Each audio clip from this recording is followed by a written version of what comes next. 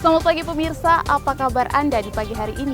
Senang sekali saya Graciela Taime dapat menjumpai Anda dalam Berita Papua. Sejumlah berita menarik dan teraktual telah berhasil dirangkum tim redaksi kami. Berikut 3 berita utamanya hari ini.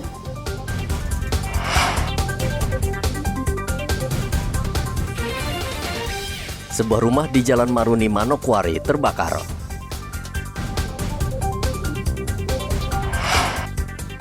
Warga Arfai digegerkan dengan penemuan jasad wanita di semak-semak, diduga korban pembunuhan.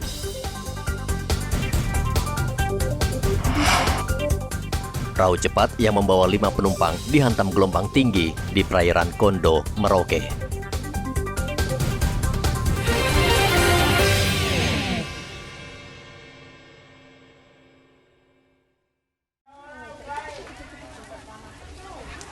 Sebuah rumah di Kompleks Maruni, Manokwari ludes terbakar sekitar pukul 6 pagi pada Selasa kemarin. Api dengan cepat menjalar dan menghanguskan seluruh bangunan rumah milik Matias yang terbuat dari kayu. Warga sekitar berusaha memadamkan api dengan peralatan seadanya agar tidak merembet ke bangunan lain. Dan beberapa jam kemudian, api akhirnya bisa dipadamkan. Penyebab kebakaran diduga akibat korsleting listrik. Kebakaran wilayah Manokwari yaitu di sekitar komplek perumahan 55 wilayah Maruni sekitar jam 6 untuk memakan korban material yaitu satu rumah dan tanpa ada korban jiwa. Kerugian materialnya sekitar 250 juta. Kemudian dari hasil keterangan sementara saksi yang ada di sana, pemilik rumah berada di luar rumah sedang mencuci pakaian, kemudian melihat dari dalam rumah ada asap, kemudian segera memadamkan api bersama dengan warga sekitar dan dari Pospol Maruni juga ikut membantu.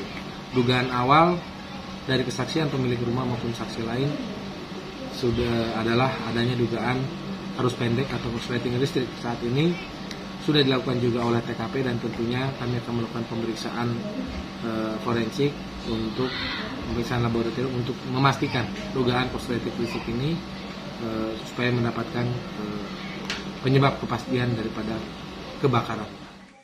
Tim Inavis dari Polres Manokwari tetap melakukan penyelidikan di lokasi dan mengumpulkan sejumlah barang bukti untuk diperiksa di laboratorium forensik Jayapura. Tidak ada korban jiwa dalam kebakaran ini. Edi Musahidin melaporkan dari Manokwari, Papua Barat.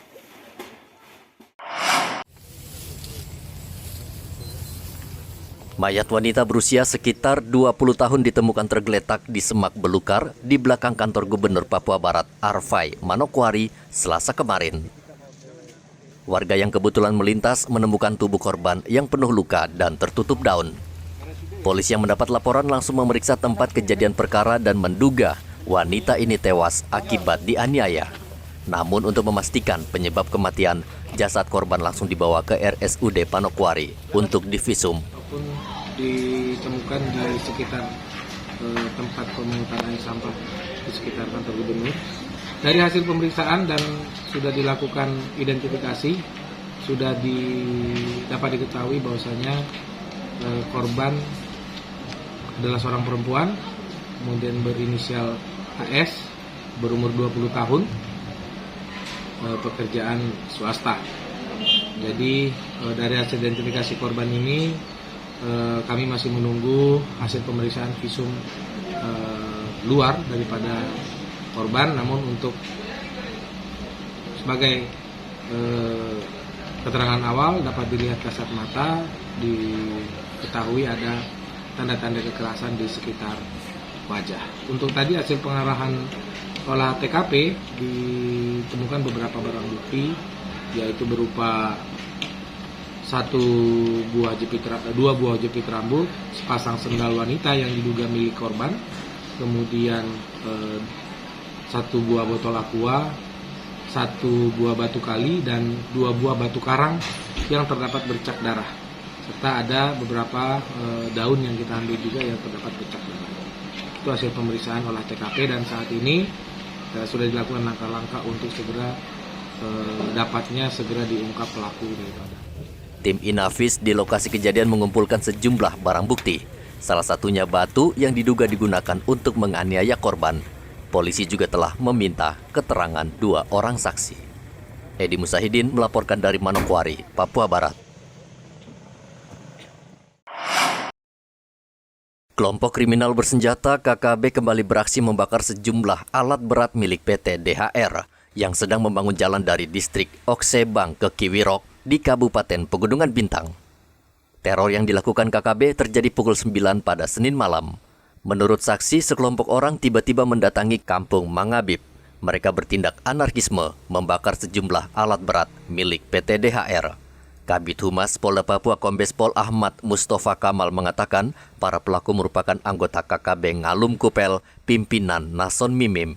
Bahwa telah terjadi pembakaran alat berat milik PT DHR di Oksibil, ya, Kabupaten Pegunungan Bintang, tempatnya di Kampung Mangabib, Sebang, ya, tadi malam sekitar pukul 20.00 wilayah Indonesia Timur. Mereka melakukan pembakaran kelompok kriminal bersenjata ini terhadap 6 alat berat, 5 ekskavator dan 1 bulldozer. Ya, ini diketahui oleh karyawan, dan karyawan dapat mengamankan diri tadi malam, lapor ke pos itu sekitar pukul 23.00. Dari 24 karyawan, 16 sudah mengamankan diri dan 10 orang juga mengamankan tempat lain. Sekarang rekan-rekan kami sedang menuju ke lokasi. Tadi langsung dipimpin oleh Kapolres Pegunungan Bintang, AKBP Cahyo. Saat ini aparat gabungan TNI Polri tengah mengevakuasi karyawan PT DHR yang masih berada di lokasi kejadian. Distrik Oksebang merupakan salah satu distrik terjauh dan hanya dapat ditempuh melalui darat dari ibu kota Oksibil sekitar 4 jam. Maka pembangunan jalan Trans Papua sangat penting untuk membuka keterisolasian daerah tersebut. Hendra melaporkan dari kota Jayapura, Papua.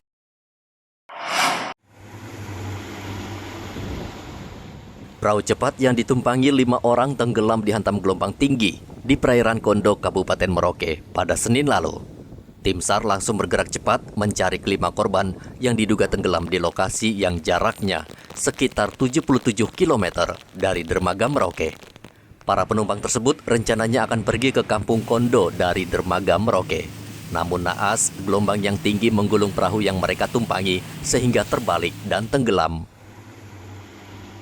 Tim SAR akhirnya berhasil menemukan kelima korban dalam keadaan selamat. 2 menyelamatkan diri menggunakan jerigen, dan 3 orang lainnya berhasil diselamatkan nelayan. Di jam 00.15 waktu Indonesia bagian timur bahwa terjadi kecelakaan speedboat, di mana kejadiannya di jam 14.00 di hari Senin. 5 orang mengalami kecelakaan dengan speedboat, yang di mana 2 orang berhasil diselamatkan. Bukan diselamatkan, itu menyelamatkan diri. Yang 2 orang menyelamatkan diri.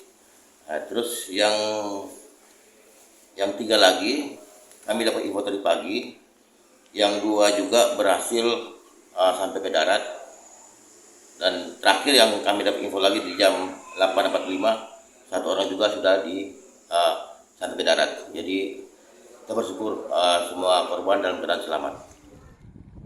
SAR menghimbau warga agar saat ini tidak bepergian menggunakan perahu kecil karena cuaca sedang buruk yang mengakibatkan gelombang tinggi di perairan Merauke.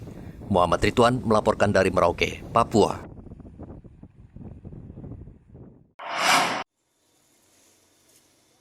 Harga sejumlah bahan pokok di Merauke saat ini mulai naik dipicu kenaikan harga BBM. Kondisi ini tentu terasa berat bagi masyarakat yang berpenghasilan rendah, seperti buruh yang setiap harinya bekerja di Pelabuhan Yosudarso. Mereka mengeluh karena penghasilan yang mereka terima kini semakin sedikit akibat naiknya barang-barang kebutuhan pokok. Wilhelmus, salah satu buruh, mengatakan hanya bisa pasrah karena tidak tahu lagi harus berbuat apa, karena mata pencahariannya hanya dari buruh angkut. Nah, kalau untuk kamu punya tarif buruh ini sampai sekarang masih berapa ini, Pak Petrus? Kita buruh lepas satu bag itu 150. 150 ya. Sekarang kita bisa mau dari sini langsung bongkar di toko juga. Oh gitu. Nah sekarang kalau menurut kau kira-kira dia harus wajar naiknya berapa? Terus harus 200. 200 ya. Capek ya, BBM kan naik gitu, ada barang tuh naik. Dengan 150 kalau satu hari kita dapat 3 red, baru bagi 4 orang kasihan kita dapat pulang apa? Tidak ada, rugi kita, tenaga percuma. Wilhelmus dan buruh angkut di Pelabuhan Yosudarso berharap upah mereka juga dinaikkan sehingga mereka bisa menafkahi anak dan istri. Muhammad Ridwan melaporkan dari Merauke, Papua.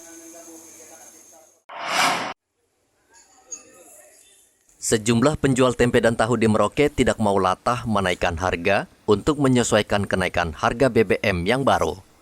Mereka saat ini mencoba mensiasati dengan mengurangi ukuran tempe menjadi lebih kecil, namun harga tetap sama. Cara ini merupakan langkah terbaik yang dilakukan penjual agar mereka tidak kehilangan pembeli. Saat ini, penjual tempe dan tahu dihadapi masalah berat akibat kenaikan harga kedelai dari Rp12.000 menjadi Rp13.500 per kilogram. Menurut mereka, menaikkan harga jual tempe dan tahu saat ini bukan langkah yang tepat.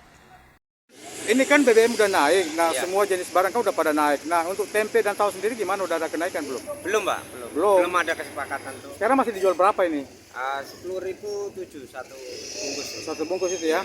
Untuk bahan bakunya apa udah naik? Kedelainya apa? Dari kemarin sudah naik, Pak. Tapi kalau masalah ini memang dari dulu susah untuk naik. Oh, kenapa memang, Pak? Memang kan bagaimana ya? Kita masih bisa akal-akali untuk mengurangi isinya sedikit-sedikit. Oh, gitu, bentuknya Pak. ya, ukurannya ya. Ukurannya masih Tapi bisa. rencana akan ada naik nanti. Kemungkinan bisa saja, Pak. Oh, gitu. Tapi kedelai ini kan naiknya masih stabil sama dengan bulan-bulan kemarin. Oh, gitu. Belum Tapi ada kenaikan ya. Iya, belum naik sekali gitu. Namun pedagang tidak bisa terus bertahan bila harga kedelai terus naik. Mereka berharap para pelanggan memahami kondisi ini dan meminta pemerintah mencarikan solusi agar usaha mereka tidak bangkrut. Muhammad Ridwan melaporkan dari Merauke, Papua.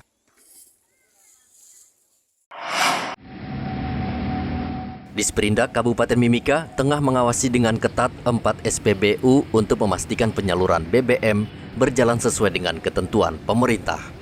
Salah satu pengawasan yang dilakukan Disperindak adalah batas pembelian BBM untuk kendaraan roda 4.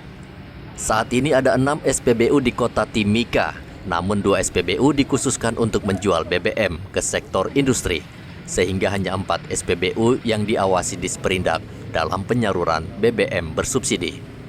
Untuk memastikan ketersediaan stok BBM, Disperindak juga akan mengeluarkan surat rekomendasi kepada warga bila ingin membeli BBM dengan jumlah banyak. Seperti sudah diatur bahwa untuk truk itu kan di SP2, SPB2.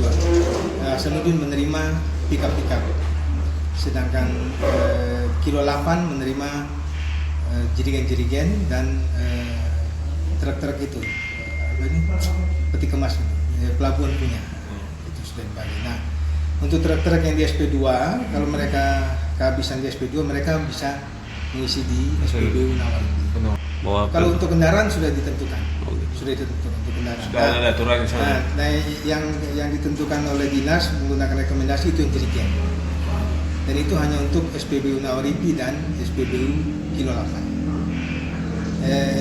Kan ada beberapa penggunaan BBM yang harus jerigen. Nah, itu yang kita saat mereka ingin membeli menggunakan jerigen itu harus membawa rekomendasi dari beberapa instansi yang sudah ditunjuk. Seperti kami di Disperindak itu akan melayani kendaraan-kendaraan yang di daratnya seperti ada pengusaha-pengusaha hikal, pemotong-pemotong kayu, terus pengusaha ternakan babi yang menggunakan alkon, itu kan mereka harus menggunakan itu. Membeli BBM dengan menggunakan jerigen. Nah, itu kita layani menggunakan surat rekomendasi.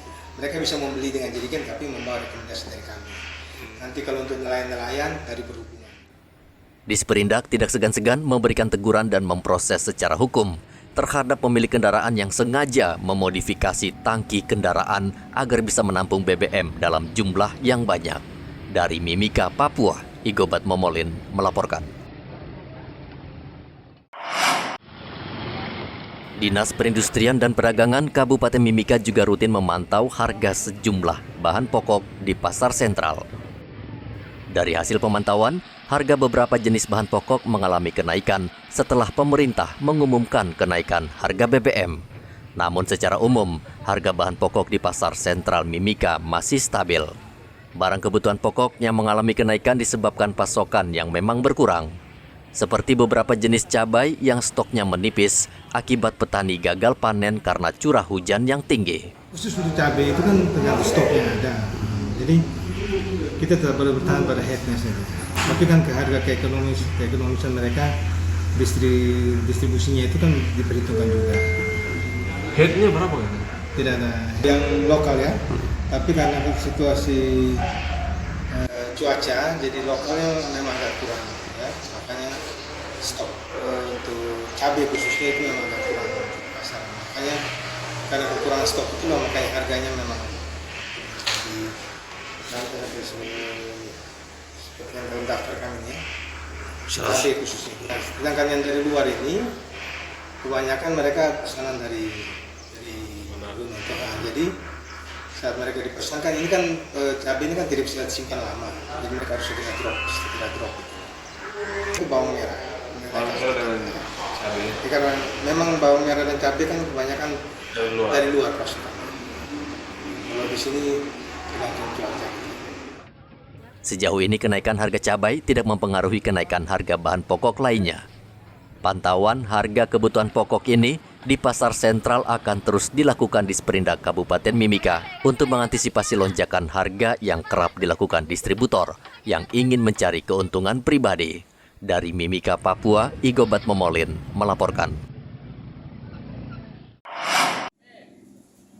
Perum Bulog Merauke menggelar pasar sembako murah untuk membantu warga yang saat ini sedang kesulitan karena kenaikan harga BBM. Warga senang karena bisa membeli sembako dengan harga murah. Beras, gula, dan tepung dijual dengan harga modal atau harga distributor sehingga warga berbondong-bondong berbelanja di Pasar Wamanggo. Dari Bapak belinya berapa per liter ini, Pak? 14.000. Nah, ini dengan harga 14.000 menurut Bapak cukup murah, Pak? Murah. Cukup, Pak. Nah, dengan operasi pasar ini Bapak bagaimana menyambutnya? Bagus, cukup bagus. Sip ya? Iya. Pasar murah ini apa saja yang dijual? Kami ada minyak kita dengan harga 14.000 per liter. Gula kristal putih itu harganya 15.000 per kilo. Sedangkan tepung terigu juga yang merek segitiga biru itu kita jual 15.000 per kilogramnya. Dan beras dari Bulog, beras kita yang premium itu 1 kilo itu 11.000. 11.000 ya. Nah, kalau untuk minat sendiri warga gimana untuk minat belanjanya? Minat belanja dari keluarga masyarakat Merauke pun itu kemarin pas awal buka itu sampai 50 karton, hampir 600 liter itu satu harinya. Kalau untuk sampai dengan saat ini gimana minat masyarakat masih cukup tinggi? Sampai saat ini minat masyarakat ada beberapa yang setiap pagi ambil 2 karton. Bahkan kemarin ada yang ambil 10 karton yang untuk penggunaan gorengan ini. Gorengan ya. Operasi pasar seperti ini diharapkan terus dilakukan pemerintah agar meringankan beban masyarakat yang semakin bertambah akibat kenaikan harga BBM.